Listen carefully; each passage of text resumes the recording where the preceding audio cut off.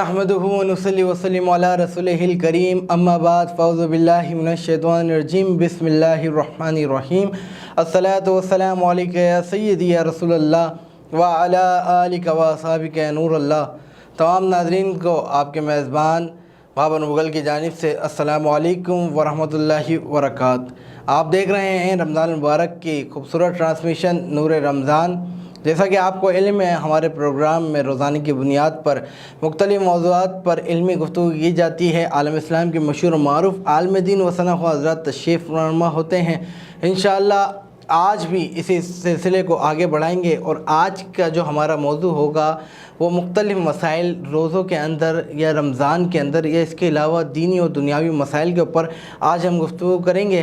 हमारे साथ मौजूद हैं गुफ्तगू करने के लिए आलम इस्लाम के मशहूर मारूफ़ आलिम दीन हज़रत अल्लामा मौलाना अब्दुल मोहम्मद नक्शबंदी साहब, और इन्हीं के साथ साथ तशरीफ़ फरमा हैं आलम इस्लाम के मशहूर मारूफ़ सना ख्वान जनाब हाफिज़ वसीम नक्शबंदी साहब। इंशाअल्लाह अपनी अक़ीदत पेश फरमाएंगे। और जैसा कि हमारे प्रोग्राम का खासा है कि हम प्रोग्राम के आगाज़ में हमद बारी ताला या नाते रसूल मकबूल सल्लल्लाहु अलैहि वसल्लम से प्रोग्राम का आगाज़ फरमाते हैं। तो यहाँ पर मैं चाहूँगा कि हाफिज़ वसीम साहब आप कलम पेश फरमाएँ। औज़ु बिल्लाहि मिनश शैतानिर रजीम बिस्मिल्लाहिर रहमानिर रहीम सल्ले अला नबीना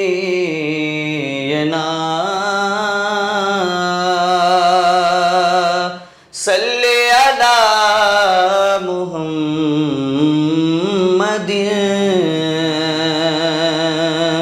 सल्ले अला शफीना सल्ले अला मुहम्मदिन।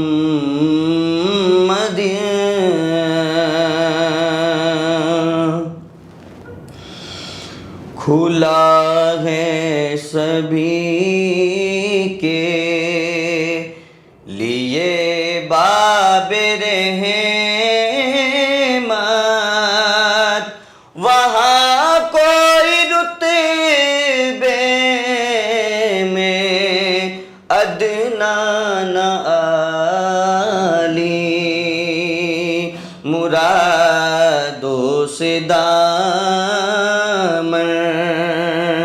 नहीं कोई खाली, कतारे लगाए खड़े हैं सवाली, मैं के हाथ से दिल संभाले हुए था,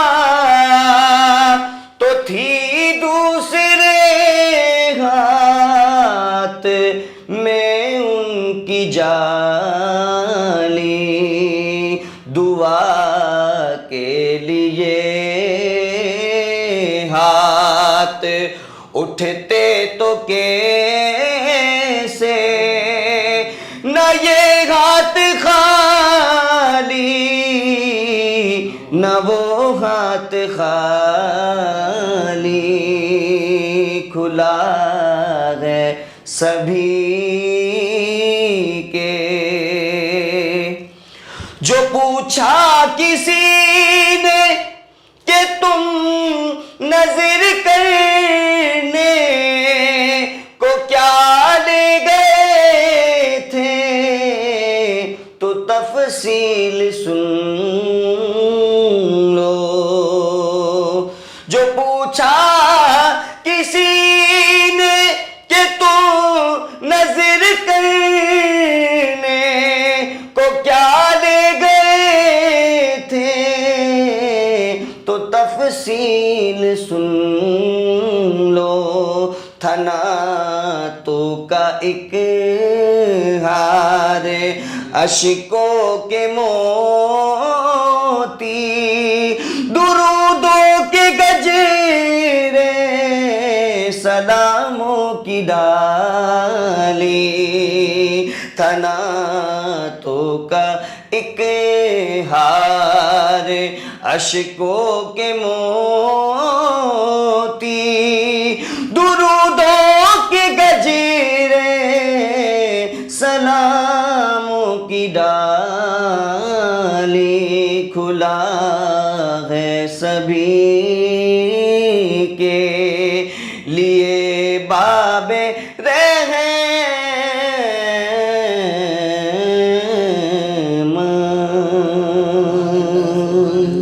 بہت ہی خوبصورت انداز میں حافظ وسیم بہت ہی خوبصورت کلام پیش فرما رہے تھے، مدینہ کی یاد کو تازہ کر رہے تھے، کیونکہ رمضان المبارک کا بابرکت مہینہ جاری و ساری ہے، اور رمضان المبارک میں جو بہاریں مکہ مدینہ میں اس وقت برس رہی ہوتی ہیں وہ پوری دنیا میں کہیں نہیں ہوتی۔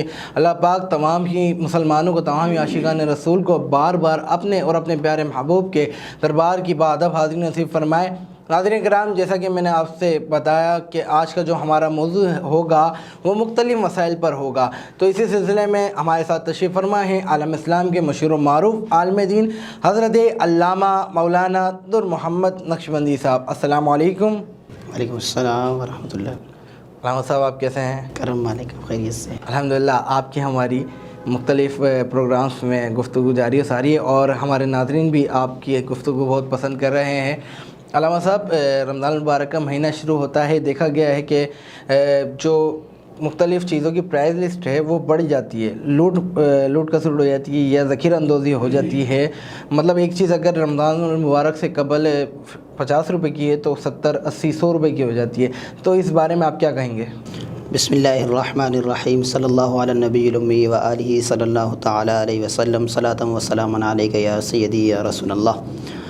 بالکل مغل صاحب، یہ جو آپ فرما رہے ہیں بالکل بجا فرما رہے، اور یہ ہم مسلمانوں کے لیے ایک المیہ ہے کہ ہم ایک طرف مسلمان ہونے کا دعویٰ کرتے ہیں، اور یہ جو رمضان المبارک کا مہینہ ہے نا، یہ مساوات کا مہینہ ہے، بھائی چارگی کا مہینہ ہے، ہمدردی کا مہینہ ہے، ایک دوسرے کے ساتھ مل کے ہمدردی کرنے کا مہینہ ہے، ایک دوسرے کے ساتھ جو ہے اخوت کا مہینہ ہے۔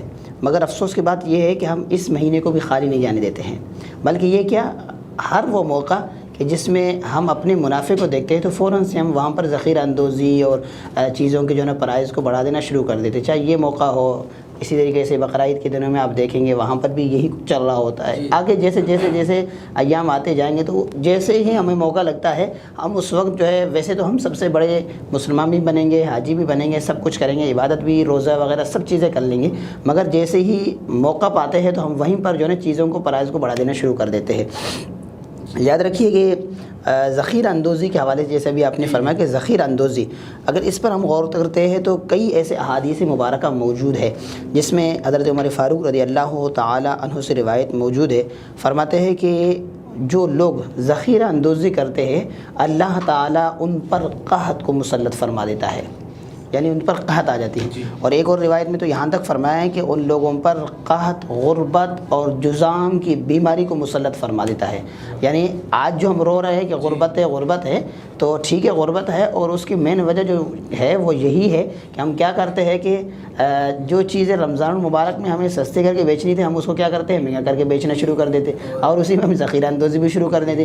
کئی ایسی چیزیں ہیں، کئی اشیاء ہے وہ رمضان المبارک سے پہلے لا کر جو ہے تاجر حضرات اس کو اسٹاک کر لیتے ہیں، اور پھر اس کے بعد جو ہے وہ چیزیں بالکل رمضان سے پہلے جو ہے نا مارکیٹ میں غائب ہے، ایک دم جو ہے وہ رمضان میں اس کو مارکیٹ میں لے کے آئیں گے، اور ایک کے بجائے جو ہے نا وہ 2 ڈبل ٹرپل کر کے اس کو بیچ دیں گے۔ اور ایسے بہت ساری مثالیں موجود ہیں، پچھلے 2-3 سالوں میں مجھے یاد ہے کچھ اس طرح کے فروٹ کے حوالے سے ہوا تھا کہ وہ فروٹ کو جو ہے بالکل مارکیٹ میں غائب ہو گیا، یعنی اس سے پہلے سیزن تھا تو سیزن میں اس کو اٹھا کر انہوں نے جو ہے نا اسٹاک کر لیا تھا اور بالکل غائب ہو گیا مارکیٹ سے، اور پھر اس کے بعد جو ہے نا وہ سیزن جیسے ہی رمضان آیا، اب ظاہر سی بات ہے لوگ جو ہے وہ خریداری کے لیے نکلے تو وہی چیز جو سیزن میں مارکیٹ میں موجود نہیں تھا اب بغیر سیزن کے وہ مارکیٹ میں موجود ہے، مگر اللہ کا کرنا ہے ایسا ہوا کہ کئی لوگ اس میں خسارے میں چلے گئے، تو عرض کرنے کا مطلب یہی ہے کہ یہ رمضان المبارک کا جو مہینہ ہے یہ مساوات کا مہینہ ہے، بھائی چارگی کا مہینہ ہے، اور جو لوگ ایسے کرتے ہیں انہیں اسے عبرت حاصل کرنے کی ضرورت ہے کہ رمضان المبارک میں تو ہمیں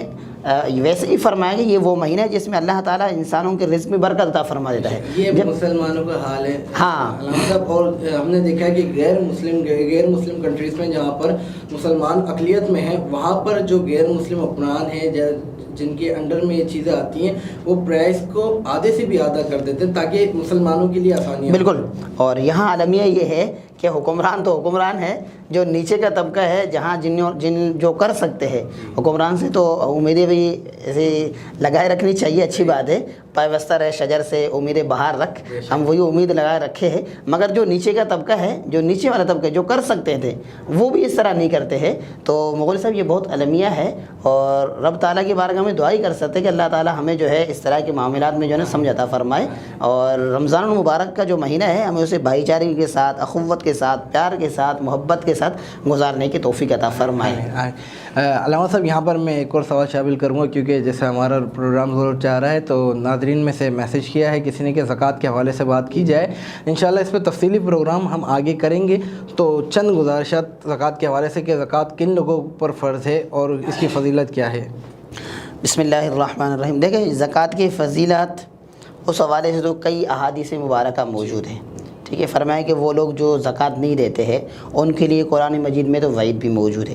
فرمایا کہ والذین یکنزون الذهب والفضة ولا ينفقونها فی سبیل اللہ فبشرهم بعذاب علیم, کہ وہ لوگ جو سونا چاندی جمع کر کے رکھتے ہیں اور اسے اللہ کے راہ میں خرچ نہیں کرتے, یعنی اس سے زکوٰۃ ادا نہیں کرتے, ولا ينفقونها فی سبیل اللہ فبشرهم بعذاب علیم, تو ان لوگوں کے لیے دردناک عذاب کی بشارت ہے, یعنی ان کو قیامت کے روز جو ہے نا دردناک عذاب ہوگا. اور ایک روایت میں تو یہاں تک فرمایا گیا کہ وہ لوگ جو سونا چاندی یا جو مال ہے اسے جمع کر کے رکھتے ہیں اور اس میں سے زکوٰۃ ادا نہیں کرتے, بروز حشر اس مال کو آگ میں گرم کر کے ان کے جسموں کو اس سے داغا جائے گا. اور فرمایا کہ ایسا نہیں ہے کہ ایک جگہ پہ داغا تو پھر دوسرا جو ہے نا الگ اسی کے اوپر دوبارہ داغ, فرمایا نہیں, بلکہ ان کو جسم کو اتنا بڑھا دیا جائے گا جس نے زکوٰۃ ادا نہیں کی تھی, بلکہ جسم کے پورے حصوں پر جو ہے وہ داغتے جائیں گے. تو اس سے لوگوں کو عبرت حاصل کرنے کی ضرورت ہے. اور ایک روایت تو اور مشہور ہے, اللہ کے رسول صلی اللہ تعالیٰ علیہ وسلم نے ارشاد فرمایا کہ بروز حشر وہ لوگ جو اپنے مالوں کو جمع کرتے ہیں اور اس میں سے زکوٰۃ ادا نہیں کرتے ہیں تو یہی مال ایک سانپ کا شکل اختیار کر جائے گا, اور سب کے سامنے وہ جس کا مال تھا وہ اس سے بھاگتا رہے گا, اور وہ سانپ اس کا پیچھا کرتا رہے گا, اسے بھگاتا رہے گا, اور حتیٰ کہ وہ آدمی اپنے انگلیوں کو اس کے منہ میں دے دے گا. اور ایک روایت میں تو یہاں تک فرمایا کہ وہ سانپ اس کے گلے میں جو ہے نا توق بن جائے گا, اور بار بار اس سے یہی کہے گا کہ میں تیرا مال ہوں, میں تیرا مال ہوں, میں تیرا مال ہوں. تو یہاں سے ہمیں عبرت حاصل کرنے کی ضرورت ہے. میں مسائل پر جانے سے پہلے یہاں پر ایک واقعہ آپ کے سامنے پیش کر کے پھر مسائل پر انشاءاللہ گفتگو کریں گے. ویسے تو آپ نے فرمایا کہ انشاءاللہ اس پر ہم کوشش کریں گے مستقل ایک پروگرام کر لیں, وہ ہمارا ارادہ بھی تھا, میں نے پچھلے دنوں بھی عرض کیا تھا. اس میں پھر کئی ساری چیزیں پرائز بانڈ کے حوالے سے بھی انشاءاللہ ہم گفتگو کریں گے. اور یہ ٹاپک چھوٹا نہیں ہے, بہت بڑا ٹاپک ہے, بہت زبردست ٹاپک ہے, انشاءاللہ اس پر ہم کر لیں گے. تو بنی اسرائیل کا ایک واقعہ ہے حضرت موسیٰ علیہ السلام کے حوالے سے ہے کہ وہ ایک جگہ سے گزرے تو دیکھا کہ ایک آدمی ہے جو ہے وہ عبادت میں مشغول ہے, نماز وغیرہ جو ہے ادا کر رہا ہے. تو آپ نے اسے دیکھا اور رب تعالیٰ کی بارگاہ میں عرض کی, باری تعالیٰ یہ کتنا ہی نیک آدمی ہے.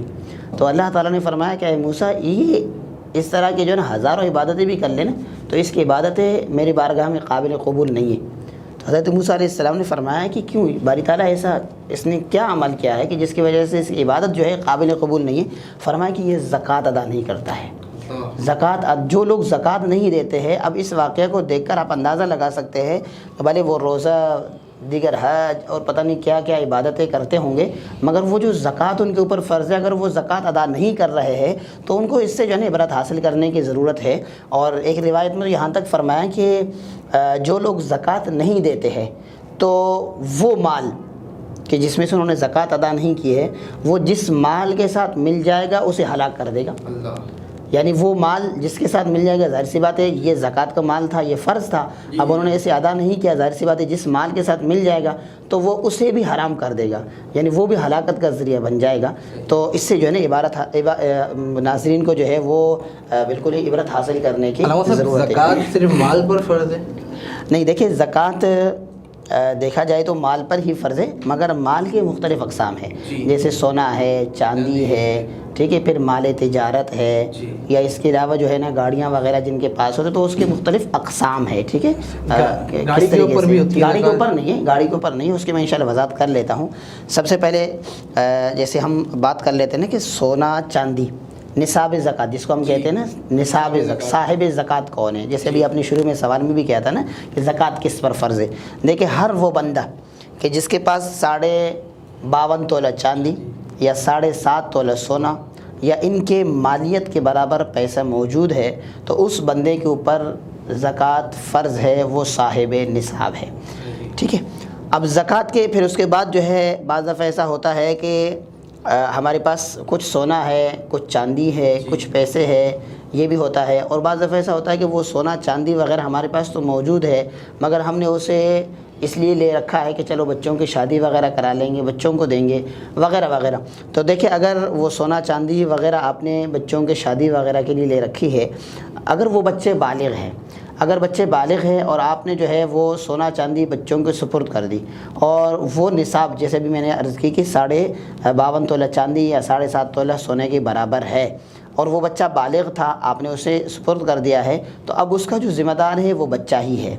और अगर इससे कम है, सॉरी अभी बच्चा बालिग़ नहीं हुआ है और ये जो सोना चांदी है ये निसाब के बराबर है और वो आपके पास है, तो अब इसका जो ज़िम्मेदार है वो आप ही होंगे और इससे जो है ना आप ही को ज़कात देनी पड़ेगी। फिर इसी तरीके से माल वगैरह है, पैसा है, अगर किसी के पास सोना चांदी नहीं है तो उसके पास इतना पैसा है कि वो 52.5 तोला चांदी की कीमत को पहुंच जाए, अगर किसी के पास इतना पैसा है तो वो साहिब निसाब है, फिर उसको जो है 2.5% ज़कात देना ज़रूरी है। यहाँ पर बाबर भाई मैं एक अर्ज़ करता चलूँ, लोग शायद ये समझते हैं कि रमज़ानुल मुबारक में ही ज़कात दे सकते हैं, इसके अलावा ज़कात नहीं देते हैं। ये अक्सर लोग हमसे पूछते भी है और वो यही समझते हैं कि जैसा रमज़ान का महीना है तो अब जो है ज़कात देना है, इसके अलावा जो है इसके अलावा ज़कात नहीं दे सकते। ऐसा कुछ भी नहीं है। देखिए ज़कात जो है वो साल पूरे होने पर फ़र्ज़ होता है। अब मिसाल के तौर पर आपके पास बकरा ईद के मौके पर जो है कुछ पैसे आ गए, ठीक है, वो निसाब के बराबर थे। अब जब अगले साल बकरा ईद के दिन आ जाएंगे तो उन दिनों में आपके ऊपर ज़कात वाजिब हो जाएगी। ठीक है, वो पैसे मौजूद हों पूरे एक साल तब या सिर्फ आए, यानी साल के शुरू में आपके पास जैसे पैसे थे, फिर बीच में घटते बढ़ते रहे, फिर आखिरी साल में मतलब निसाब के बराबर हो। ऐसा नहीं है कि मतलब 1 लाख रुपये तो वो आखिर तक 1 लाख रहे, ऐसा नहीं है। जैसे मिसाल के तौर पर आज आपके पास 1 लाख रुपये मौजूद है, ठीक है, अगले साल इस दिन तक हम देखेंगे कि आया आपके पास 1 लाख रुपये मौजूद है या उसमें कमी बेशी है। अगर ये बीच में घटते बढ़ते गए तो उसका कोई एतबार नहीं होगा। साल के पहला दिन और आखिरी दिन जिस दिन साल मुकम्मल हो जाएगा उसका एतबार होगा। तो जैसे मैं अर्ज़ कर रहा था कि उसके लिए जो है वो रमज़ान मुबारक का महीना शर्त नहीं है, ज़रूरी नहीं है। जैसे ही साल मुकम्मल हो जाए, जहाँ साल मुकम्मल हो जाए वहीं पर गोया कि अब आपके ऊपर जो है ज़कात फ़र्ज़ है। रमज़ान के लिए उसका इंतज़ार करने की ज़रूरत नहीं है। तो लोग यही समझते हैं कि शायद हम रमज़ान के इंतज़ार में रहेंगे, रमज़ान जैसे है उस वक्त। अलबत्ता रमज़ान में ज़कात देने की फ़जीलत है, तो उस वजह से फिर क्या करते हैं कि लोग जो है वो रमज़ान मुबारक में अपनी ज़कात वगैरह अदा कर लेते हैं। जी सुभान अल्लाह। नाज़रीन किराम, हमारी गुफ्तगू अल्लामा साहब के साथ जारी व सारी है। बहुत ही खूबसूरत अंदाज़ में मुतफ़र्रिक़ा मौज़ूआत पर हमारी गुफ्तगू का सिलसिला जारी है। इंशाअल्लाह इस गुफ्तगू को आगे बढ़ाएंगे। यहाँ पर हम शामिल करेंगे एक कलाम हाफ़िज़ वसीम नक्शबंदी की आवाज़ में। एक में ही नहीं उन पर कुर्बान ज़माना है, एक में ही नहीं उन पर कुर्बान ज़माना है, जो रब दो आदम का, जो रब दो आलम का महबूब यगाना है। कल पुल से हमें जिसने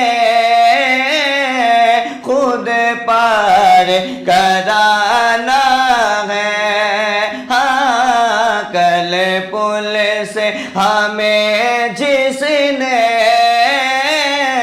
खुद पार कराना है। ज़हरा का वो बाबा है, ज़हरा का वो बाबा है, हसनैन का नाना है, ज़हरा का वो बाबा है, हसनैन का नाना है। आओ दर ज़हरा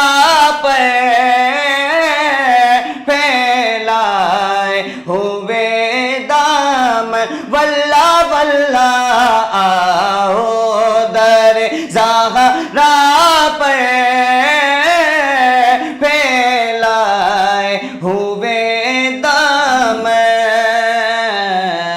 ہے نسل کریموں کی ہے نسل کریموں کی لجپال گھرانہ ہے نسل کریموں کی لجپال گھرانہ ہے میں نے ایک بار کہا تھا یا رسول اللہ میں نے ایک بار کہا تھا کہ جھولی میری خالی ہے مجھے اتنا دیا مجھ سے سنبھالا نہ گیا ہے نسل کریموں کی لجپال گھرانہ ہے محروم کرم اس کو رکھیے نا سر محشر جیسا ہے نصیب آخر سائل تو پرانا ہے ایک میں ہی نہیں ان پہ قربان زمانہ ہے کہ آؤ در زہرا پر پھیلائے ہوئے دامن یہ نسل کریموں کی لشپال گھرانہ ہے کہ کرم کے آشیانے کی کیا بات ہے آپ کے آستانے کی کیا بات ہے کتنے نانے بھی ہیں اور نواسے بھی ہیں ابن حیدر کے نانا کی کیا بات ہے اور فاطمہ و علی و حسین و حسن پنجتن کے گھرانے کی کیا بات ہے بہت ہی خوبصورت انداز میں اپنی عقیدت پیش فرما رہے تھے جناب حافظ وسیم ناظرین کرام ہماری گفتگو کا سلسلہ جاری و ساری ہے یہاں پر وقت ہوا ہے ایک چھوٹے سے بریک کا انشاءاللہ حاضر ہوتے ہیں بریک کے بعد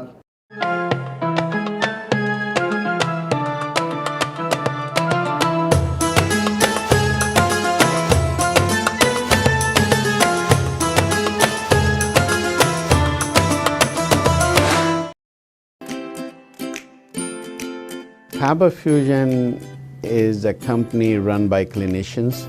When we are looking at a patient, we are looking at the patient's medical needs first. Patient is in the comfort of his or her home. They're watching the TV, they're doing their chores while the infusion is going on. And patient's copay and deductible will be much lower if done at home than in the hospital setting. Home infusion, all in all, is a winning place for getting infusions done.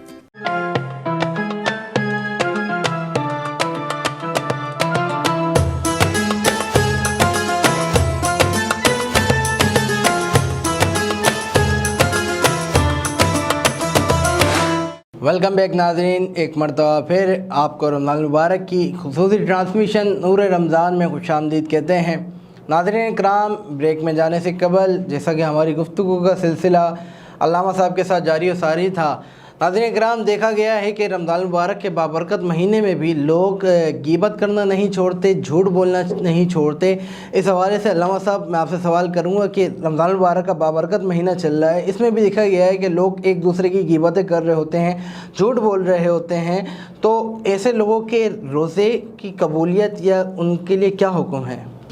بسم اللہ الرحمن الرحیم دیکھیں ایک ہے کہ فرضیت روزے کا ادا ہو جانا اور ایک ہے نور روزہ روزے سے جو نورانیت ہے جو تقوی ہے وہ حاصل ہونا ہے تو جیسے قرآن مجید میں بھی اللہ تعالیٰ نے ارشاد فرمایا کہ یا ایھا الذین آمنوا کتب علیکم الصیام اے لوگو اللہ تعالیٰ نے تم پر رمضان کے روزے فرض کر دیے کما کتب علی الذین من قبلکم جیسے کہ تم سے پہلے والے لوگوں پر روزے فرض تھے کیوں لعلکم تتقون تاکہ تم متقی بن جاؤ پرہیزگار بن جاؤ تقوی والے بن جاؤ اب تقوی کا معنی کیا ہے یعنی جس کے دل میں خوف خدا پیدا ہو جائے اور تقوی کی اگر ہم تعریف کرتے ہیں نا جامع سب سے جو تعریف علماء نے کی ہے ویسے تو مختلف تعریفات ہے ایک تعریف جو اس میں علماء نے کی ہے وہ یہ ہے کہ اللہ یرا کا مولا کا حیث نہاک ہے، یعنی ہر وہ مقام کہ جہاں پر رب تعالیٰ تمہیں دیکھنا پسند کرتا ہے وہاں پر تمہارا ہونا یہ تقویٰ ہے، اور ہر وہ مقام کہ جہاں پر رب تعالیٰ تمہیں دیکھنا پسند نہیں فرماتا ہے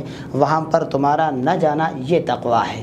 اب آپ یہاں سے اندازہ لگا سکتے ہیں کہ رمضان المبارک میں کیا رب تعالیٰ، رمضان المبارک ہو یا اس کے علاوہ ہو، کیا رب تعالیٰ ہم سے یہی چاہتا ہے کہ ہم جھوٹ بولیں؟ کیا رب تعالیٰ ہم سے یہی چاہتا ہے کہ ہم غیبت کریں؟ جب رب تعالیٰ ہم سے یہ نہیں چاہتا ہے تو پھر اس کا مطلب ہے کہ ہم جو تقویٰ ہے، جو روزے کی نورانیت ہے، اس کے جو ثمرات ہیں ہم اس سے محروم رہ رہے ہیں۔ ایک روایت میں یہاں تک موجود ہے کہ فرمایا کہ ایک آدمی تو وہ ہے جو صبح سے شام تک بھوکا رہتا ہے مگر وہ جھوٹ بولنے، غیبت کرنے کو چھوڑتا نہیں ہے، تو رب تعالیٰ کو سوائے اس کے مطلب رب تعالیٰ کو اس کے روزے کی کوئی پرواہ نہیں ہے سوائے اس کے کہ وہ آدمی جو ہے بھوکا اور پیاسا رہ رہا ہے، یعنی وہ روزہ تو رکھ رہا ہے مگر اس کے ساتھ جب وہ جھوٹ بول رہا ہے، غیبت کر رہا ہے، فرمایا رب تعالیٰ کو اس کے روزے کی کوئی ضرورت نہیں ہے، وہ تو صرف اپنے آپ کو جو ہے نا بھوکا اور پیاسا رکھا ہے، یعنی وہ جو روزے کی روحانیت ہے، روزے کے جو ثمرات ہیں وہ ان تمام سے محروم رہے گا۔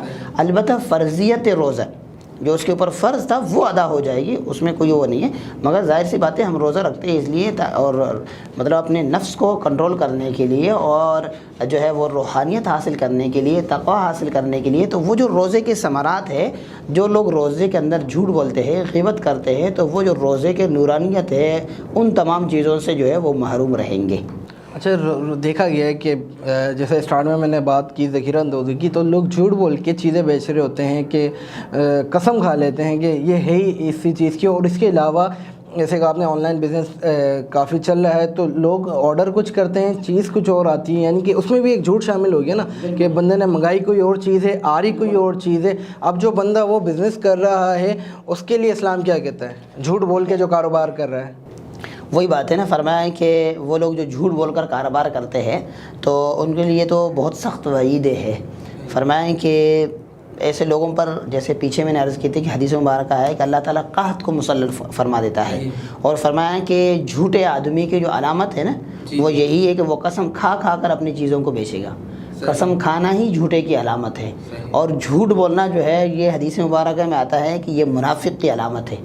فرمایا ہے کہ 3 علامتیں جو ہے وہ منافق کی ہے کہ جب وہ بات کرے گا تو جھوٹ بولے گا، جب گفتگو کرے گا تو اس میں گالم گلوچ سے کام لے گا، گالم گلوچ، گالی دینا، یہ بھی ہمارے معاشرے کا آج تباہی ہے۔ گلیوں کے اندر آپ جہاں جائے جو ہے، جہاں دیکھا جائے معاشرے کے اندر جو ہے نا گالم گلوچ جو ہے اس کو لوگوں نے جو ہے نا ایک مذاق سمجھا ہوا ہے، جبکہ اللہ کے رسول صلی اللہ تعالیٰ علیہ وسلم یہ فرما رہے ہیں کہ منافق کے علامتوں میں سے ایک علامت تو یہی ہے کہ وہ جب گفتگو کرے گا تو اپنے گفتگو کے ساتھ جو ہے گالم گلوچ سے کام لے گا۔ کچھ لوگ یہ دیکھا گیا ہے، کچھ لوگ تو اتنے ہو جاتے ہیں کہ ان سے گالی کے بغیر باتیں نہیں ہوتی ہیں، تو یہ ایک مسلمان ہونے کی حیثیت سے ہمارے لیے جو ہے نا معاشرے کی تباہی ہے۔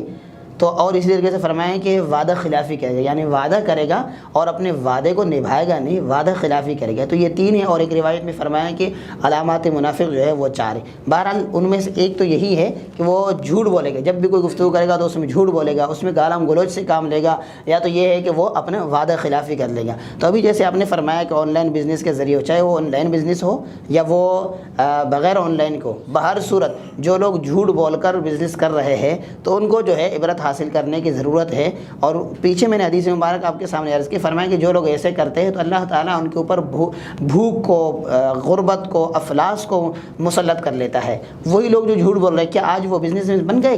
کیا وہ دنیا کے کروڑ پتی بن گئے؟ اس کے باوجود وہ مطلب جھوٹ بول کر کاروبار کر رہے ہیں مگر ان کی غربت وہیں کے وہیں موجود ہے۔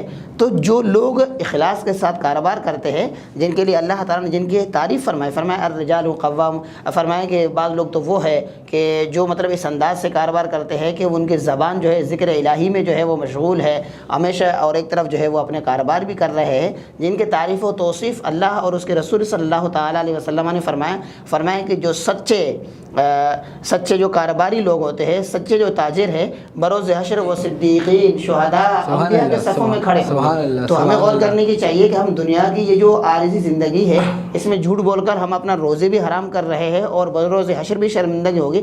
تو کیوں نہ ہم یہاں پر سچائی کے ساتھ کاروبار کر لیں, ایمانداری سے کاروبار کر لیں. بروز حشر جہاں انبیاء صدیقین شہداء ہوں گے تو وہیں پر اس صف میں لوگ کھڑے ہوں گے. اللہ پاک سب کو ایمانداری سے بابرکت کاروبار کرنے کی توفیق عطا فرمائے. ناظرین کرام, بہت ہی خوبصورت انداز میں علامہ صاحب کے ساتھ موضوعات پر گفتگو کا سلسلہ جاری و ساری ہے, اور یہاں پر میں شامل کروں گا ایک خوبصورت کلام. میں گزارش کروں گا حافظ وسیم نقشبندی سے کہ ایک خوبصورت کلام پیش فرمائیں. جو ہو چکا ہے جو ہوگا حضور جانتے ہیں, کہاں ہے عیش معلا حضور جانتے ہیں. میں ان کی باتیں کروں یہ نہیں میری اوقات. یوم وصال 3 رمضان المبارک بی بی فاطمہ الزہرا کا, اسی حوالے سے یہ شعر. میں ان کی باتیں کروں یہ نہیں میری اوقات, کہ شان فاطمہ زہرا حضور جانتے ہیں, کہ شان فاطمہ زہرا حضور جانتے ہیں. خدا نے اسی لیے قاسم تمہیں بنایا ہے.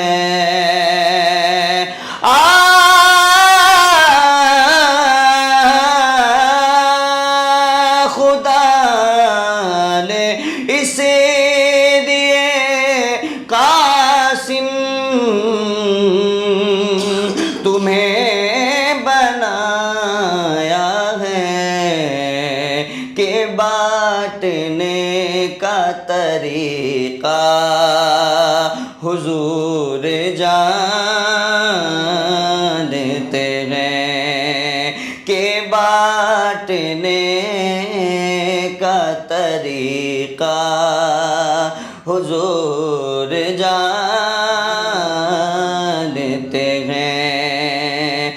خدا ہی جانے عبید کو ہے پتہ کیا کیا, ہمیں بس اتنا پتہ ہے حضور جانتے ہیں. تیری عطا سے خدایا حضور جانتے ہیں. تیری عطا سے خدایا حضور جانتے ہیں. بے شک حضور پاک کو ہر چیز کا علم ہے, حضور پاک ہر چیز جانتے ہیں. یہ کل کائنات میرے آقا پیارے مصطفیٰ صلی اللہ تعالیٰ علیہ وسلم کے لیے بنی ہے, اور رب کی خاص عنایت خاص کرم سے حضور پاک ہر چیز جانتے ہیں, ہر چیز پہ قادر ہیں. انشاءاللہ اپنے جو موضوع تھا اس کو آگے بڑھاتے ہیں. علامہ صاحب, یہاں پر ایک سوال شامل کروں گا کہ رمضان المبارک میں والدین کے ساتھ والدین کے کیا حقوق ہیں؟ مغل بھائی, والدین کے جو حقوق ہے وہ رمضان ہو یا غیر رمضان ہو باہر صورت برابر ہے, ٹھیک ہے. اب ایسا نہیں ہے کہ رمضان المبارک میں جو ہے وہ والدین کے لیے کچھ الگ سے ڈسکاؤنٹ ہو اور عام دنوں میں الگ ہو, ایسا کچھ بھی نہیں ہے. رمضان میں خدمت زیادہ کرنی چاہیے, ظاہر سی بات ہے. تو اس حوالے سے میں نے یہ موضوع لیا کہ رمضان المبارک میں ماں کی خدمت زیادہ کرنی چاہیے. جیسے بھی ابھی حدیث مبارکہ بارہا پیش کرتا رہا ہوں اور مناظرین نے سنی ہوگی, فرمایا کہ عام دنوں میں جو آپ نیکی کام کرتے ہیں تو ایک نیکی ہے, رمضان میں جب اسے کرتے ہیں تو وہ 70 گنا اسے اللہ تعالیٰ بڑھا دیتا ہے. تو یہ یقیناً والدین کا جو مقام و مرتبہ ہے وہ بہت بلند و بالا ہے، ٹھیک ہے. اور جو لوگ جیسے حدیث مبارکہ میں ہے نا فرمایا کہ جو شخص والدین کو ایک مرتبہ جو ہے وہ ایک دفعہ پیار کی نگاہ سے دیکھ لیتا ہے تو اللہ تعالیٰ اسے ایک حج کا ثواب عطا فرما دیتا ہے. تو صحابہ نے عرض کی یا رسول اللہ اگر کوئی 100 مرتبہ دیکھ لے، فرمایا کہ اگر کوئی 100 مرتبہ بھی والدین کو رحمت کی نگاہ سے دیکھ لیتا ہے تو رب تعالیٰ اسے 100 حجوں کا ثواب عطا فرمائے گا. اور وہ حج بھی ایسے نہیں فرمایا کہ حج مبرور، یعنی وہ حج جو اللہ کی بارگاہ میں مقبول ہو، قابل قبول ہو. تو والدین کے اگر ہم حقوق کی بات کرتے ہیں مغل بھائی تو یقیناً والدین کے جو حقوق ہے بہت اہم ہیں. اور آج کے دنوں آج کل جو ہمارا معاشرہ ہے اس میں جہاں دیگر چیزوں کی تباہی ہے نا، وہاں پر جو ہے وہ والدین کو جس طریقے سے والدین کے ساتھ ہم سلوک کرتے ہیں ان تباہیوں میں سے ایک تباہی یہ بھی ہے کہ والدین کے حقوق سے جو ہے ہم ناواقف ہیں. اچھا یہاں پر میں یہ بھی عرض کرتا چلو دیکھیں اس میں بچوں، ہم تو یہ کہتے ہیں کہ جی بچے نافرمان ہیں، مگر میں یہاں پر یہ کہتا ہوں کہ اس میں والدین کی بھی غلطی ہے. کیونکہ حدیث مبارکہ میں اللہ کے رسول صلی اللہ تعالیٰ علیہ وسلم نے ارشاد فرمایا کہ کل مولود یولد علی فطرتہ، کہ ہر بچہ فطرت اسلام پر پیدا ہوتا ہے، پھر اس کے بعد والدین جیسے جیسے اس کی تربیت کرتے ہیں تو وہ بچہ اسی طریقے پر چلتا ہے. ابواہ یحودانہ و ینصرانہ و یمجسانہ، فرمایا کہ والدین اسے یہودی بنائے تو یہودی بن جائے گا، نصرانی بنائے تو نصرانی بن جائے گا، مجوسی بنا دے تو وہ مجوسی بن جائے گا. آج جو ہے معاشرے میں ہر شخص چاہے وہ چور ہو، خود ڈاکو ہو، چاہے وہ خود جو ہے وہ سود کھاتا ہوگا، جیسا بھی ہو وہ، مگر وہ یہ چاہے گا کہ میرا جو بچہ ہے وہ اللہ کا ولی بن جائے. خود جیسے بھی ہو، اعمال برے خود کے درست نہیں ہے، مگر وہ اپنے بچے کے لیے ہمیشہ یہی چاہے گا کہ میرا بچہ جو ہے نا معاشرے میں سب سے زیادہ نیک ہو. تو یاد رکھیے کہ بچے کے نیک ہونے کے پیچھے والدین کے بھی ہاتھ ہوتے ہیں. اب جی والدین کو دیکھ کر ہی سیکھے گا، والدین کو دیکھ کر ہی بچہ سیکھے گا. جب ہم خود والدین جو ہے وہ ادب و احترام نہیں کریں گے، ہم خود جو ہے اپنی والدین کا ادب و احترام نہیں کریں گے، تو کیا ہم یہ امید لگائے بیٹھیں گے جو ہمارے بچے ہیں وہ ہمارے ادب و احترام کریں گے؟ کیونکہ وہ تو ہمیں دیکھ رہے ہیں. چلو ٹھیک ہے ابھی وہ بچے ہیں، ہمیں دیکھ رہے کہ ہم اپنے والدین سے کیا سلوک کر رہے ہیں. اگر ہم اپنے والدین سے جو ہے برے سلوک کر رہے ہیں، ظاہر سی بات ہے یہ بچہ آج تو بچہ ہے، چھوٹا ہے، مگر وہ سب کچھ دیکھ رہا ہے کہ اچھا بڑے ہو کر والدین کے ساتھ یہ سلوک کرنا ہے. تو پھر وہ جیسے جیسے بڑا ہوتا جائے گا تو ظاہر سی بات ہے پھر اس نے ہمارے ساتھ بھی وہی سلوک کرنا ہے جو ہم اپنے والدین کے ساتھ کر رہے ہیں. تو اس لیے جو ہے والدین کے حقوق بہت سخت ہے. ایک اور روایت مبارکہ میں موجود ہے، صحابہ کرام رضوان اللہ تعالیٰ علیہم اجمعین فرماتے کہ ایک روز جو ہے ایک شخص نزا کے عالم میں تھا، تو لوگوں نے آ کر اللہ کے رسول صلی اللہ تعالیٰ علیہ وسلم کی بارگاہ میں عرض کیا رسول اللہ فلاں شخص جو ہے وہ نزا کے عالم میں ہے، سکرات میں ہے، مگر مشکلات میں ہے، آپ آئے اور اس کے لیے دعا فرما لیں. اللہ کے رسول صلی اللہ تعالیٰ علیہ وسلم حاضر ہو گئے. آپ نے دیکھا کہ واقعی وہ یعنی اس وقت جو ہے کرب کے عالم میں ہے، مشکل میں ہے. تو اللہ کے رسول نے فرمایا کہ اس کے والدین عزیز و قارب کون زندہ ہے؟ تو بتایا کہ والدہ زندہ ہے. آپ نے والدہ کو بلوایا، فرمایا کہ تم اسے بخش دو، معاف کر دو، تاکہ یہ اس کا معاملہ جو ہے نا جلد حل ہو جائے اور اللہ کی بارگاہ میں یہ چلے جائے. تو والدہ کہنے لگی کہ جی انہوں نے تو مجھے دنیا میں بہت تپایا ہے، بہت تڑپایا ہے، بہت تنگ کیا ہے مجھے، میں تو کسی صورت میں سے معاف کرنے کے لیے تیار نہیں ہوں. تو اللہ کے رسول صلی اللہ تعالیٰ علیہ وسلم نے ارشاد فرمایا صحابہ سے کہ جاؤ لکڑیاں جمع کر لو اور اسے جو ہے ہم جلا دیتے ہیں. تو صحابہ نے جیسے ہی لکڑی جمع کرنا شروع کر دی تو وہ خاتون پوچھنے لگی کہ یا رسول اللہ کیا کر رہے آپ؟ فرمایا کہ میں اسے لکڑیوں میں جلا دوں گا کیونکہ تم اسے جو ہے وہ معاف نہیں کر. ظاہر سی بات ہے تو یہ آگے جا کر جلنا ہے تو میں اسے دنیا میں ہی جلا دیتا ہوں. اب ظاہر سی بات ہے وہ ماں ہے تو وہ کہنے لگی کہ یا رسول اللہ میں نے اس کو بخش دیا ہے. فرماتے جیسے ہی والدہ نے اسے بخش دیا تو وہیں سے جو ہے اس کا معاملہ حل ہو گیا اور اللہ کے بارگاہ میں قابل پرواز گئے. تو یہ والدین کے حقوق ہے. فرمایا کہ دنیا کے اندر جو لوگ جو بھی معاملہ کرتے ہیں اس کا تو حساب کتاب وہ آخرت میں ہی ہوگا، قبر میں اس کے معاملات ہیں. مگر والدین کے حوالے سے فرمایا جو والدین کا نافرمان ہوتا ہے نا وہ اس کا سزا دنیا میں ہی بھگتتا ہے. دنیا میں ضرور اس کو کوئی نہ کوئی اس کی سزا مل جائے گی. تو اس لیے والدین کی جو نافرمانی ہے وہ رمضان المبارک کا مہینہ ہو یا غیر رمضان کا مہینہ ہو، بہر صورت والدین کا ادب و احترام سب پر لازم ہے اور اس کی بے شمار فضیلتیں بھی ہے، احادیث مبارکہ بھی ہے. اللہ کے رسول نے فرمایا کہ ہما جنتوں کا و ہما ناروں کا، وہ تمہارے لیے جنت بھی ہے، وہ تمہارے لیے جہنم بھی ہے. اب تمہیں غور کرنی چاہیے کہ تم ان سے جنت حاصل کر رہے ہو یا ان سے جہنم حاصل کر رہے ہو. مغل میں آخری حدیث مبارکہ پیش کر کے اس کے بعد گفتگو ختم کرتا ہوں. ایک مشہور حدیث ہے رمضان المبارک کا بھی اس میں ذکر ہے، والدین کا بھی ذکر ہے کہ اللہ کے رسول صلی اللہ تعالیٰ علیہ وسلم ایک دن جو ہے وہ مسجد میں تشریف لائے، جیسے ہی آپ ممبر پر تشریف لائے تو آپ نے خلاف معمول 3 مرتبہ جو ہے وہ آمین فرمایا۔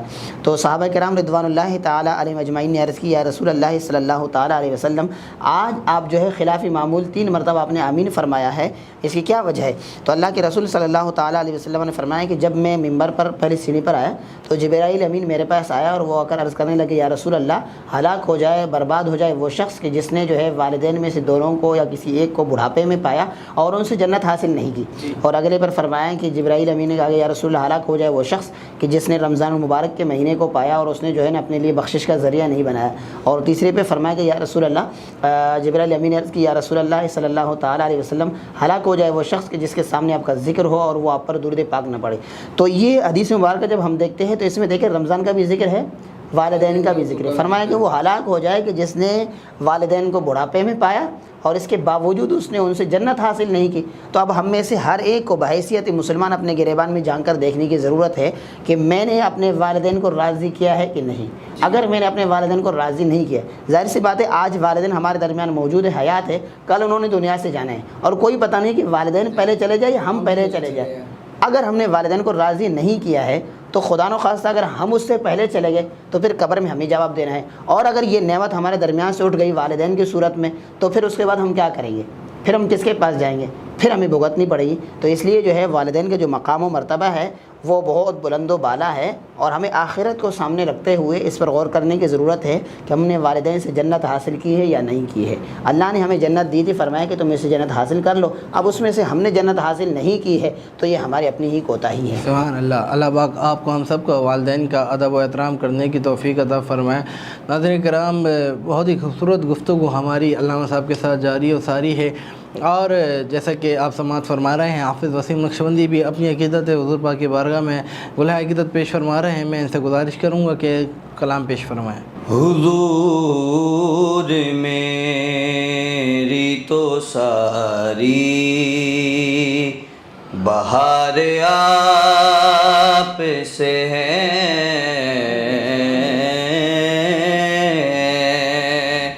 میں بے قرار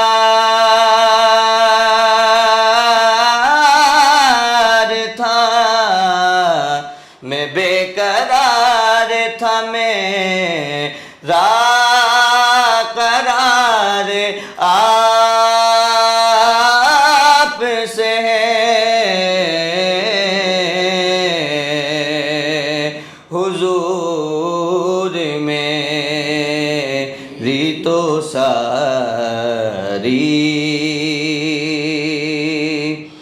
کہاں وہ عرض مدینہ، کہاں میری ہستی، یا رسول اللہ کہاں وہ عرض مدینہ، کہاں میری ہستی، یہ حاضری کا شرف بار آپ سے ہے،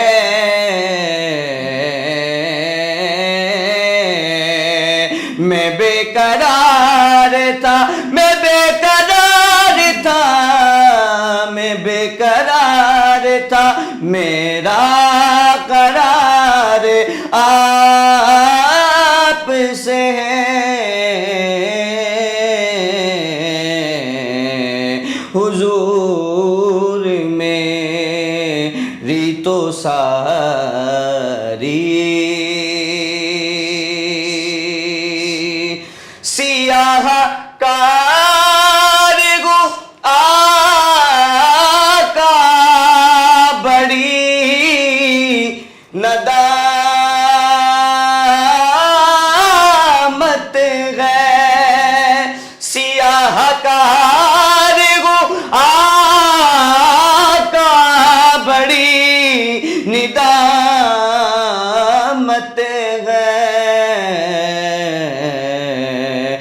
قسم خدا کی یہ میرا وقار آپ سے ہے،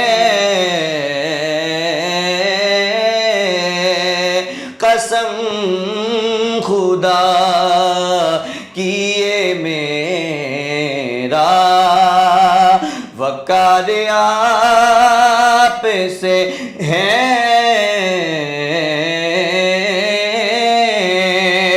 میں بے قرار تھا میرا قرار آپ سے ہے، حضور میری تو ساری، حضور میری تو ساری بہار آپ سے ہے، میں بے قرار تھا میرا قرار آپ سے ہے۔ ناظرین کرام، یہاں پر وقت ہوا ہے چھوٹے سے بریک کا، انشاءاللہ حاضر ہوتے ہیں بریک کے بعد۔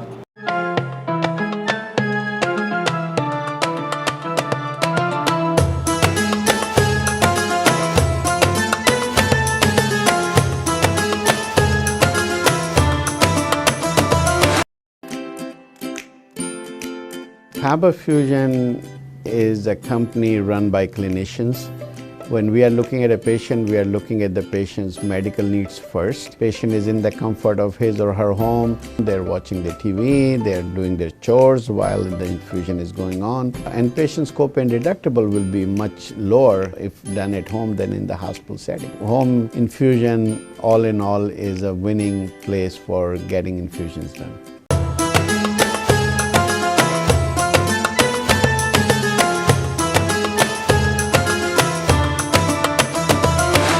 ویلکم بیک ناظرین، ایک مرتبہ پھر آپ کو اپنی رمضان المبارک کی خصوصی ٹرانسمیشن نور رمضان میں خوش آمدید کہتے ہیں۔ ناظرین کرام، ہماری گفتگو کا سلسلہ جاری و ساری ہے، اور جیسا کہ علامہ صاحب زکوٰۃ کے اوپر ہم نے بات کی، تو زکوٰۃ، صدقہ اور فطرے میں کیا فرق ہے؟ بسم اللہ الرحمن الرحیم۔ دیکھیے، ایک ہے زکوٰۃ۔ جی، تو زکوٰۃ کے لیے تو جیسے میں نے ابھی ہی عرض کیا تھا کہ صاحب نصاب ہونا ضروری ہے، اور وہ مال وغیرہ جو آپ کے پاس ہے اسی کے اوپر ہے۔ پھر اگر ہم صدقے کے اوپر آتے ہیں تو صدقے کی پھر دو قسمیں ہیں۔ ایک ہوتا ہے صدقہ واجبہ، جسے ہم صدقہ فطر بھی کہہ سکتے ہیں، اور ایک ہوتا ہے صدقہ نافلہ۔ اچھا، اب صدقہ نافلہ اور صدقہ فطر، صدقہ واجبہ کیا ہے؟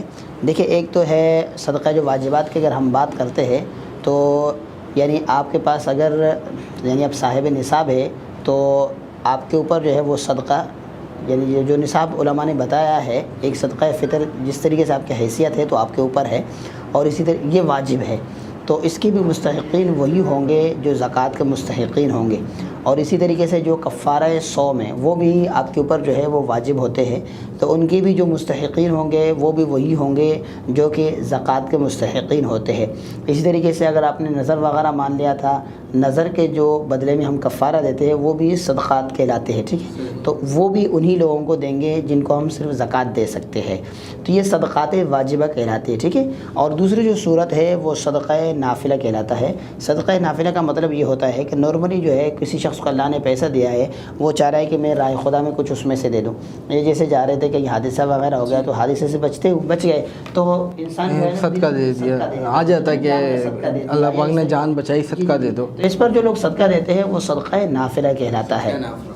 اس کو جو ہے ہم اپنے رشتہ داروں کو بھی دے سکتے ہیں، غریبوں کو بھی دے سکتے ہیں، امیروں کو بھی دے سکتے ہیں، سیدوں کو بھی دے سکتے ہیں، سب کو دے سکتے ہیں، مگر وہ جو واجب ہے اس کے صرف مستحقین وہ ہوں گے جو زکوٰۃ کے مستحقین ہوں گے۔ زکوٰۃ تو وہ ہے کہ جیسے میں نے ابھی عرض کیا کہ وہ جو مال وغیرہ کے اوپر ہوتا ہے، صدقہ جو ہے وہ کسی نے نظر مان لیا، جیسے صدقہ فطر وغیرہ یہ ہو گئے، اور دوسرا جو صدقہ ہے وہ صدقہ نافل ہو گئے۔ صدقہ نافل میں تو سختی نہیں ہے، جہاں آپ چاہے دے دیں، جس وقت چاہے دے دیں، اور جو وہ صدقات واجب ہے ان کے مستحقین اور زکوٰۃ کے مستحقین پہ ذرا احتیاط کرنا ضروری ہے، جن کو اللہ تعالیٰ نے قرآن مجید میں بیان فرمایا، تو صدقات واجبہ اور زکوٰۃ وغیرہ صرف انہی کو دے سکتے ہیں۔ صحیح، سبحان اللہ۔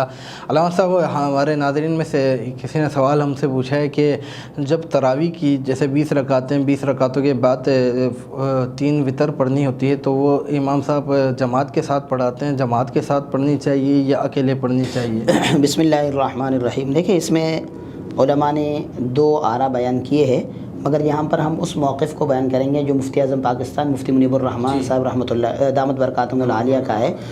مفتی منیب الرحمن صاحب دامت برکاتہم العالیہ نے جو ہے وہ تفہیم المسائل کے اندر اس مسئلے کو بیان فرمایا ہے۔ فرماتے ہیں کہ اگر کوئی شخص کیونکہ ویسے تو حکم یہ ہے کہ ہم جیسی مسجد میں آئیں گے، اب امام صاحب جو ہے تراویح پڑھا رہے ہیں تو اس کے ساتھ ہی ہم کیا کریں گے، سب سے پہلے اپنی فرض کو ادا کر لیں گے، پھر اس کے بعد اگر تراویح کی 2 رکعتیں یا 3 رکعتیں جتنی بھی رکعتیں ہمیں امام کے ساتھ مل جائے تو 1-2 رکعتیں جو ہے وہ ہم جتنی بھی رکعتیں مل گئی امام کے ساتھ پڑھ لیں گے۔ پھر اس کے بعد امام جب وتر کی جماعت کرا دیں گے تو ہم امام کے ساتھ جو ہے وتر بھی جماعت سے پڑھ لیں گے۔ پھر اس کے بعد جب وتر سے سلام پھیر دیں گے، اب جو ہمارے 2 رکعتیں 3 رکعتیں 4 رکعتیں جتنی بھی رہ گئی تھی اب ان کو ہم جو ہے بعد میں الگ سے ادا کر لیں گے۔ مگر یہاں پر یہ ذہن میں رکھنا ضروری ہے کہ سب سے پہلے مسجد میں آتے ہی ہم لوگ جو ہے وہ کیا کریں گے، فرض نماز ادا کر لیں گے۔ اگر امام نے فرض ادا کر لی ہے تو سب سے پہلے ہم اپنی فرض کو ادا کر لیں گے، پھر اس کے بعد جو ہے وہ جتنی بھی رکعتیں ہمیں مل جائیں گی تراویح کے امام کے ساتھ ہم ان رکعتوں کو پڑھ لیں گے، اور پھر اس کے بعد جو وتر بھی امام کے ساتھ جماعت کے ساتھ پڑھ لیں گے، اور پھر اس کے بعد جو رکعتیں 2 4 6 جتنی بھی رہ گئی ہیں پھر ان کو ہم بعد میں ادا کر لیں گے۔ اچھا دیکھا گیا اکثر اوقات کے تراویح کے بعد مطلب انہوں نے تراویح بھی ساتھ پڑھی ہے، فرض نماز بھی ساتھ پڑھی ہے، تو تراویح ختم ہونے کے بعد چند احباب مسجد کے پیچھے حصے پہ آ جاتے ہیں اور اپنی وتر جو ہے سنگل الگ پڑھتے ہیں، جماعت کے ساتھ نہیں پڑھتے، تو کوئی اس میں وہ تو نہیں ہے؟ دیکھیں میں نے ابھی جیسے آپ کے سامنے عرض کی نا، میں نے کہا کہ اس میں علماء کے 2 مختلف آرا ہے، مگر میں نے آپ کے سامنے جیسے عرض کی کہ مفتی اعظم پاکستان مفتی منیب الرحمن صاحب نے جو مسئلہ بیان فرمایا ہے میں نے وہ اپنے ناظرین کے سامنے بیان فرما دیا تاکہ آسانی ہو جائے، اور میں نے کتاب کا بھی حوالہ دیا کہ تفہیم المسائل کے اندر یہ مسئلہ اسی طریقے سے موجود ہے۔ باقی ہو سکتا ہے کہ کسی نے کسی اور عالم دین سے سنا ہو اور وہ اس عالم دین نے اس انداز سے بتایا کہ بھئی آپ اپنی وتر کو الگ پڑھ لیں، تو ہو سکتا ہے انہوں نے وہاں سے اس عالم دین سے سنا ہو، یا کسی کتاب وغیرہ میں جیسے فقہ کی کتاب وغیرہ ہے اس نے وہاں پڑھ لیا ہو، تو ظاہر سی بات ہے انہوں نے وہاں سے پڑھ لیا ہوگا، تو اختیار ہے۔ سوال یہ علامہ صاحب یہ غلط تو نہیں ہے نا کوئی اب آپ کو اختیار ہے کہ آپ جس کو چاہے جو مسئلہ آپ کو آسان لگے آپ اس پر عمل کر لیں، ٹھیک ہے۔ آپ اگر مفتی صاحب والے مسئلے پر عمل کرنا چاہتے ہیں تو آپ اس پر عمل کر لیں، اور اگر آپ اس مسئلے پر عمل کرنا چاہتے ہیں آپ اس پر عمل کر لیں۔ تو مفتی صاحب نے یہی فرمایا ہے کہ کیونکہ جو ہے اس رمضان المبارک میں وتر ہم کیونکہ جماعت کے ساتھ پڑھتے ہیں تراویح کی وجہ سے، تو اس گویا کہ وتر کی جو جماعت ہے وہ تابع ہے تراویح کی۔ اگر تراویح آپ نے جماعت سے پڑھ لی ہے تو ظاہر سی بات ہے پھر آپ وتر بھی جو ہے نا وہ جماعت کے ساتھ پڑھ لیں گے،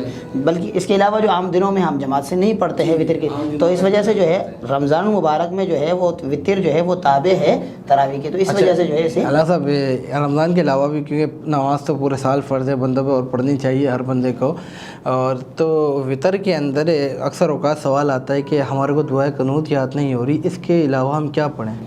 دیکھیں اول تو دعائے قنوت ہی یاد کر لینی چاہیے، اور اگر بالفرض کسی کو دعائے قنوت یاد نہیں ہے تو پھر وہ جو بھی اسے دعا یاد ہو، ٹھیک ہے، وہ دعا پڑھ سکتا ہے۔ جیسے مثال کے طور پر ربنا آتنا فی الدنیا قرآن کی جو آیت ہے اسے بھی پڑھ سکتا ہے، یا اس کے علاوہ کوئی اور ایسی دعا جو واقعی اسے یاد ہو صحیح معنوں میں وہ اسے بھی پڑھ سکتا ہے جب تک کہ اسے دعائے قنوت وغیرہ یاد ہو جائے۔ مگر کوشش کرنی چاہیے کہ ہم جلد از جلد جو ہے وہ دعائے قنوت کو یاد کر لیں تاکہ ہم اپنی نمازوں کو سنت کے مطابق ادا کر لیں۔ ناظرین اکرام یہاں پر میں شامل کروں گا ایک دعائیہ کلام، ہو سکے تو مل کر شامل ہو جائیے گا۔ کرم مانگتا ہوں عطا مانگتا ہوں، الہی میں تجھے سے دعا مانگتا ہوں، عطا کر تو شان رحیمی کا صدقہ، عطا کر دے مولا کریمی کا صدقہ، نہ مانگوں گا تجھے سے تو مانگوں گا کیسے، تیرا ہوں میں تجھے سے دعا مانگتا ہوں، کرم مانگتا ہوں، عطا مانگتا ہوں، الہی میں تجھے سے دعا مانگتا ہوں، جو مفلس ہیں ان کو تو دولت عطا کر، جو بیمار ہیں ان کو صحت عطا کر، مریضوں کی خاطر شفا مانگتا ہوں، الہی میں تجھے سے دعا مانگتا ہوں، میری جو بہن بھی خواری ہے مولا، اسے نیک رشتہ عطا کر دے مولا، میں صدقہ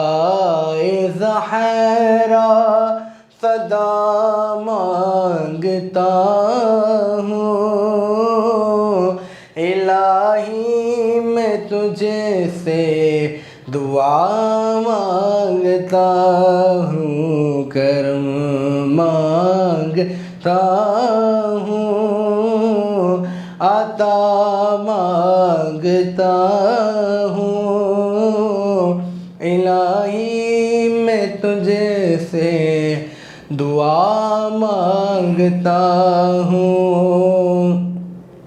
اور میں شکریہ ادا کروں گا حضرت علامہ مولانا طاہر محمد نقشبندی صاحب کا اور حافظ وسیم نقشبندی صاحب کا کہ آج کے ہمارے پروگرام میں تشریف فرما ہوئے، ہمارے پروگرام کو رونق بخشی۔ اسی طریقے سے ناظرین کرام کل پھر نئے مہمانوں نئے صنفانوں کے ساتھ حاضر ہوں گے، اور انشاءاللہ اختتام میں اختتامی دعا کے ساتھ ہمارا اختتام ہوگا۔ کل تک کے لیے اپنے میزبان بابر مغل کو دیجیے اجازت۔ السلام علیکم ورحمۃ اللہ وبرکاتہ۔ آمین۔ اللہم صلی علی سیدنا مولانا محمد وعلی آل واصحاب سیدنا مولانا محمد وبارک وسلم۔ ربنا ظلمنا انفسنا وإن لم تغفر لنا وترحمنا لنكونن من الخاسرین۔ مولا کریم ہم سب کے عبادتوں کو روزوں کو اپنی بارگاہ میں شرف قبولیت عطا فرما۔ مولا کریم ہم سب کے صغیرہ کبیرہ گناہوں سے درگزر فرما۔ مولا کریم ہم سب کے والدین کو صحت و تندرستی عطا فرما۔ مولا کریم جن کے والدین اس دنیا فانی سے جا چکے، مولا کریم ان تمام کی مغفرت فرما۔ مولا کریم ہم سب کے زبانوں پر درود مصطفیٰ، عمل میں سنت مصطفیٰ، قبر میں زیارت مصطفیٰ، میدان محشر میں شفاعت مصطفیٰ، پل صراط پہ دامن مصطفیٰ، حوض کوثر پہ جام مصطفیٰ، اور جنت میں رفاقت مصطفیٰ عطا فرما۔ وصلی اللہ تعالی علی خیر خلقہ محمد وعلی آلہ واصحابہ اجمعین برحمتک یا ارحم الراحمین۔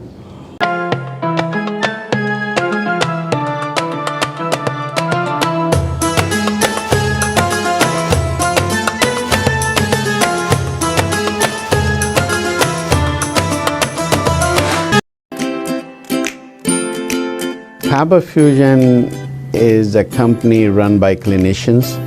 When we are looking at a patient, we are looking at the patient's medical needs first. Patient is in the comfort of his or her home. They're watching the TV, they're doing their chores while the infusion is going on. And patient's copay and deductible will be much lower if done at home than in the hospital setting. Home infusion, all in all, is a winning place for getting infusions done. It is a heartening fact that you may obtain the best return on investment from your knowledge. You can progress by taking one step at a time every day and getting the greatest outcomes.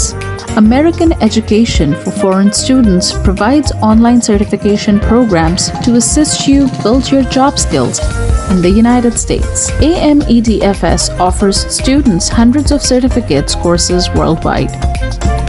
There are no limits to learning, and with AMEDFS, you can begin your journey of studies by enrolling in these courses at your own pace, no matter where you are in the world. Our certificate programs are cost-effective and can help you improve your skills and knowledge. The best part is that you can learn these courses in your desired duration. We offer countless courses in various disciplines.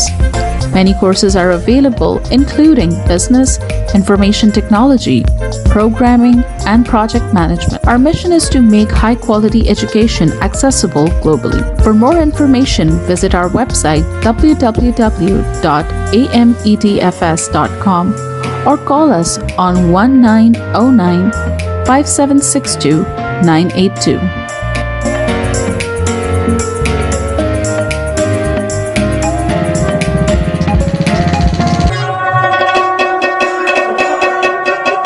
په سرمایه‌کارۍ باندې بهترین منافع تاسو د خپل علم نه ترلاسه کولی شئ. تاسو روزانه you ګام پورته کولو سره پرمختګ کولی شئ او غوره نتیجه حاصلولی شئ. د غیر ملکي طالب علمانو لپاره په امریکا کې تعلیم کوم چې د AMEDFS په نوم باندې هم پیژندل کیږي ګڼ شمېر آنلاین سرټیفیکیشن پروګرامونه وړاندې کوي کوم چې تاسو ته په هایه متحده کې د خپل کاري مهارتونو زیاتولو کې مرسته کوي. AMEDFS په نړۍ کې د طالب علمانو لپاره په سلګونو سیمینارونه او کورسونه وړاندې کوي. د زده کړې لپاره هیڅ حد نشته. تاسو د AMEDFS سره د دنیا د هر ځای نه د خپل سهولت او وخت مطابق کورسونه کې داخله اخیستی شئ او زده کړه کولی شئ. زموږ سرټیفیکیټ پروګرامونه ارزان هم دي کوم چې ستاسو مهارتونه مضبوطه کولو کې او علم زیاتولو کې مرسته کوي. د ټولو نه غوره برخه دا ده چې تاسو د خپل خوښې وخت مطابق کې کولی شئ. زموږ پروګرام کې بزنس، انفارمیشن ټیکنالوژي، پروګرامینګ، پروجیکټ مینجمنټ او نور ګڼ شمېر کورسونه شامل دي. زموږ مقصد په نړۍ کې هر چاته د معیاري تعلیم ترلاسه کولو موقع ورکول دي. د نورو معلوماتو لپاره وزټ کړئ زموږ ویب سایټ amedfs.com یا کال وکړئ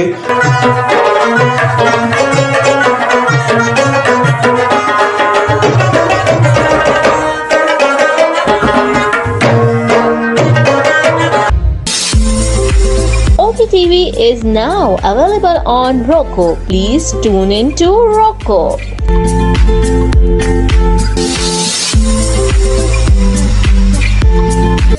7.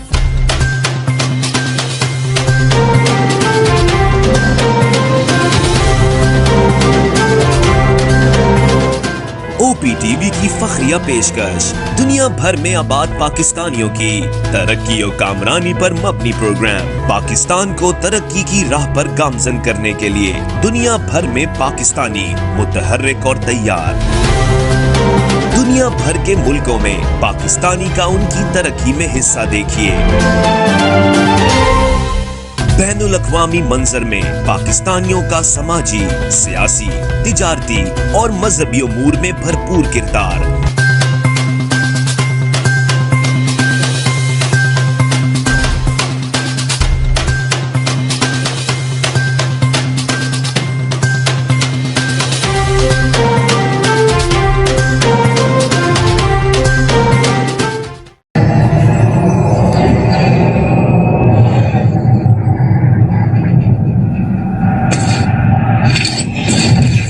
Kaba Fusion is a pharmacist-owned, patient-focused team of professionals with over 30 years' experience providing intravenous medication to pediatric and adult patients in the comfort and safety of their own home.